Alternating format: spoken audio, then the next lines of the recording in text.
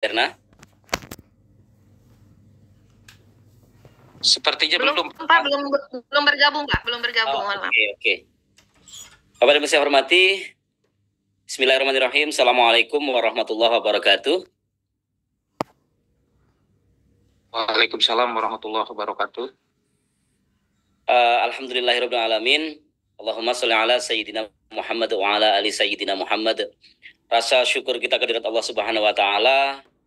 Hari ini kita masih diberikan kesehatan, masih diberikan kesempatan untuk terus belajar. Tadi yang diistilahkan oleh Ustadz adalah di majelis ilmu yang dinamakan Rabek, rame-rame bergerak bersama. Selanjutnya ucapan terima kasih layak dan seharusnya saya sampaikan kepada Pak Abdul Karim beserta jajaran yang telah mempersiapkan agenda ini dengan sangat baik. Insya Allah agenda ini akan terus kami dukung, kami support, kita selalu bekerja sama sehingga dapat berlangsung bukan hanya sekali, bukan hanya 2 kali, tapi terus-menerus walaupun nanti waktunya yang perlu kita atur sehingga tidak mengganggu aktivitas teman-teman guru sekalian serta siapapun yang akan melibatkan diri dalam upaya belajar bersama ini. Terima kasih Pak Abdul Karim dan teman-teman guru penggerak. Selanjutnya ucapan terima kasih dan rasa hormat kami kepada Kepala Dinas sementara ini Kota Cilegon dan beserta jajarannya, serta dinas-dinas pendidikan provinsi maupun kabupaten kota yang ada di Banten. Permohonan maaf dari kami ketika dalam pelaksanaan Bapak dan Ibu tidak mendapatkan support yang cukup dari kami semua di BGP Banten. Tapi kemudian ketika Bapak dan Ibu perlu mendapatkan fasilitas yang itu merupakan jangkauan dan kemampuan kami, insya Allah kami akan sangat senang membantu. Pak Karim yang saya hormati, ketika ini Pak Karim ingin mendapatkan sertifikat dari kami, sertifikat webinar, maka mohon dikoordinasikan di awal sehingga nanti di bagian sekretariat kami bisa mempersiapkan itu semua. Walaupun nanti bentuknya e-sertifikat, Bapak dan Ibu bisa mendownload sendiri, tapi kemudian semoga bukan sertifikat yang menjadi tujuan Bapak dan Ibu, tapi kesempatan untuk belajar bersama itu yang justru diutamakan. Bapak dan Ibu saya hormati, kami menyambut baik telah dilibatkan serta menyambut baik upaya belajar bersama ini karena saya ditugaskan untuk memberikan sambutan dan arahan. Saya mulai dari sambutan tadi, menyambut baik, dan kemudian sedikit saja menyampaikan sesuatu yang insya Allah bisa memperkuat Bapak dan Ibu dalam menjalankan pekerjaan sesuai dengan topik yang diangkat hari ini. Untuk menghindari alfa, nanti saya lupa membuka. Mohon izin, perkenan Bapak dan Ibu, mohon ridha Allah Subhanahu wa taala. Mari sama-sama melafazkan basmalah. Bismillahirrahmanirrahim. Dan kegiatan webinar Rabek ini telah secara resmi dinyatakan dibuka. Terima kasih Bapak dan Ibu. Selanjutnya saya sedikit saja menyampaikan perihal miskonsepsi yang Bapak dan Ibu akhirnya seringkali justru ragu-ragu dan bahkan kemudian ada, mohon maaf, saya sebut saja sebagai kesalahan dalam mengimplementasikan kurikulum merdeka dan kemudian pembelajaran di kelas. Yang pertama adalah saya mengingatkan bahwa ketika kita belajar pengantar pendidikan gitu misalnya, salah satu terminologi tentang pendidikan itu adalah membimbing anak. Pembimbingan yang dilakukan oleh orang dewasa terhadap anak. Artinya apa? Kalau kita kaitkan dengan Ki Hajar Dewantoro, yang kemudian nanti berbicara dengan kemerdekaan dalam belajar, kebebasan dalam belajar, maka ada satu fungsi sebagai pembimbing yang disebut sebagai among. Bapak dan Ibu guru adalah orang dewasa yang memiliki kewajiban untuk ngemong, untuk melakukan among bagi peserta didik Bapak dan Ibu. Sehingga bagaimanapun juga kita tidak bisa melepas bebas mereka, memberikan kemerdekaan penuh untuk memilih apa saja yang mereka suka. Kenapa? Fungsi among tetap harus ada. Kita memomong peserta didik kita untuk menuju pendewasaan. Clear dari sana, maka kemerdekaan yang kita berikan, kebebasan yang kita berikan, bahkan kita seringkali terjebak pada statement tentang anak itu belajar sesuai dengan minat dan bakatnya. Pertanyaan selanjutnya adalah, apakah kita membiarkan peserta didik kita untuk benar-benar belajar sesuai dengan minatnya, padahal mereka adalah anak-anak yang belum dewasa, yang belum memiliki pengalaman sebagaimana bapak ibu gurunya yang kemudian menjadi pemomong tadi. Sehingga rasanya masih diperlukan kita harus memomong mereka bahwa minat mereka tentang segala sesuatu belum tentu itu sesuai dengan yang seharusnya mereka persiapkan.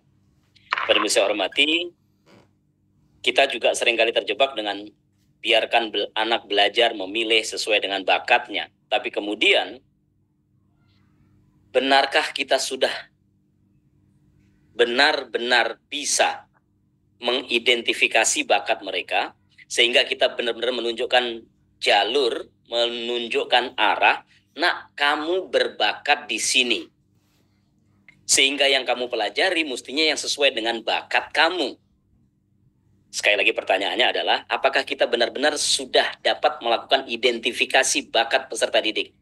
Sehingga kita kok yakin bahwa anak tersebut berbakat atas sesuatu hal. Ini mestinya menjadi renungan kita semua. Kenapa? Kadang-kadang begini, kita sudah terlanjur mengidentifikasi, kenali bakat anak, tapi benarkah sudah dilakukan penelitian yang long term gitu, sehingga anak-anak yang kita identifikasi, oh dia hebat di olahraga, dia kemudian berbakat di olahraga, kita teliti sepanjang sekian tahun dan kemudian dia memang berhasil di olahraga. Atau anak ini hebat di sains. Kita kumpulkan anak dengan karakteristik hebat di sains tadi, sudah kita teliti sekian tahun gitu, dan kemudian oh dia benar-benar berhasil di sains. Kalau Bapak dan Ibu bisa mengidentifikasi itu, menunjukkan bukti bahwa apa-apa yang Bapak dan Ibu kenali terkait dengan karakteristik anak, dia hebat di olahraga, dia hebat di sains, dia hebat di matematik, dia hebat di bahasa, dan kemudian ada bukti itu, keberhasilan di hidupnya adalah sesuai dengan itu, maka kita bisa klaim bahwa kita bisa mengidentifikasi bakat siswa. Tapi ketika belum, kira-kira apa yang mesti kita lakukan? Ini yang harusnya menjadi diskusi kita bersama. Kenali keberbakatan sehingga kita akhirnya bisa dengan sangat enak ketika nak belajarlah sesuai dengan minat dan bakatmu, karena bakatmu sudah bapak atau ibu temukan, yaitu titik-titik. Tapi ketika belum, kok kita rasanya aneh ketika membelajarkan peserta didik sesuai dengan bakat dan minatnya. Wong bakatnya saja bapak dan ibu tidak temukan. Peserta didik bisa menemukan bakatnya sendiri, dari mana dia? Bapak dan Ibu yang saya hormati, mari kita berusaha berpikir lebih dalam tentang hal ini. Sehingga nanti mestinya ketemu jalan keluar. Paling tidak kita bekalkan sebanyak-banyaknya, semendalam-mendalamnya. Lalu kemudian bakatnya anak berubah, tidak berubah apapun itu, mereka sudah siap untuk menghadapi daily living, menghadapi kehidupan nyatanya sehari-hari. Bapak dan Ibu saya hormati, sedikit lagi saja gitu terkait dengan pembelajaran terdiferensiasi. Di PMM, di berbagai diskusi, tentu Bapak, Ibu sudah memiliki pemahaman mengenai yang didiferensiasi itu apa sih? Yang dibedakan itu apa sih? Proses, materi atau konten, produk. Iya, sampai sana, oke. Tapi kemudian diskusi lebih lanjut adalah bagaimana caranya mengimplementasikan di sekolah. Para guru penggerak sudah memiliki modal yang cukup mengenai pembelajaran yang berorientasi berpihak pada peserta didik. Tapi kemudian ketika peserta didik memiliki diferensiasi, memiliki potensi yang berbeda-beda, memiliki karakteristik yang berbeda-beda, bagaimana caranya? Selain kita tahu, yang dibedakan adalah 3 hal tadi. Tentu Bapak dan Ibu benar-benar harus bisa mengorganisir kelas, mengorganisir peserta didik. Pertanyaan yang sering muncul adalah 30 orang Pak, 38 orang Pak, padahal mereka kemampuannya berbeda-beda. Karakteristik kecepatan belajarnya berbeda-beda. Gaya belajarnya berbeda-beda. Lalu bagaimana? Artinya Bapak dan Ibu harus bisa mengorganisir peserta didik.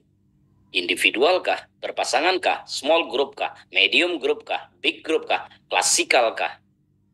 Bahkan ketika klasikal, Bapak dan Ibu seringkali mendengar berbagai ceramah pengetahuan tentang diferensiasi instruksional gitu. Enggak lagi zamannya klasikal. Pak, Ibu, ini bukan urusan zaman, tapi kemudian urusan bagaimana karakteristik peserta didik yang rata-rata sama, tapi kemudian Bapak dan Ibu berusaha pecah-pecah, tidak efisien. Sehingga yang diperlukan sebenarnya bukan kelompok, tapi kemudian klasikal. Selanjutnya apa? Pak, Ibu yang saya hormati, mari kita belajar menguasai pendekatan, model, strategi, teknik, gaya, metode. Sehingga dengan senjata yang sedemikian rupa komplit, kita bisa mengolah kelas kita. Sehingga kita bisa mendiferensiasi peserta didik kita dalam pembelajarannya. Kita juga diminta untuk mencacah materi. Kapan mesti whole, saya sampaikan saja keseluruhan, tapi kemudian kapan saya mesti pecah-pecah, sehingga pecahan-pecahan tersebut yang harus dipelajari oleh kelompok-kelompok yang berbeda-beda. Kita harus mampu itu. Bagaimana pola komunikasi? Kita seringkali mendominasi kelas dengan menceramahkan, tapi kemudian ketika kita sudah percaya kepada peserta didik, menyampaikan gagasan, menyampaikan materi, sudah kita serahkan kepada kelompok-kelompok, tapi seringkali kita juga mengintervensi. Wong kita sudah percaya pada kelompok-kelompok dengan tutor sebayanya, dengan pemimpin grupnya, tapi kemudian kita senang sekali mencampuri kelompok-kelompok tersebut dan mengintervensi dengan, nah harusnya begini, harusnya begitu, harusnya begini. Lalu kapan mereka belajar tanggung jawab?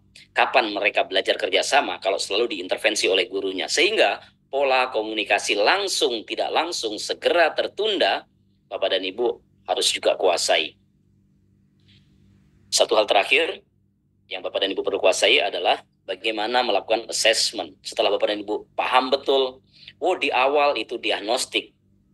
Selama proses dilakukan assessment, sehingga Bapak dan Ibu bisa mengubah skenario pembelajaran sedemikian rupa ketika ini terjadi akselerasi yang sedemikian rupa hebat. Sehingga yang tadinya small group, ahlinya, tutornya hanya 5 orang, karena akselerasinya hebat, mereka cepat bisa, cepat ngerti, sekian banyak orang, oke, akan saya pasang-pasangkan. Kenapa? Karena banyak sekali yang sudah bisa, sehingga membantu mengakselerasi teman-temannya yang belum bisa. Hal-hal inilah yang kemudian harusnya kita perdalam, sehingga kita tidak hanya ngomong terdiferensiasi, berbicara diferensiasi, diskusi diferensiasi, berhenti pada yang didiferensiasi apa. Berhenti pada belajar sesuai minat bakat, tapi kemudian bakatnya diidentifikasi seperti apa, nggak paham juga.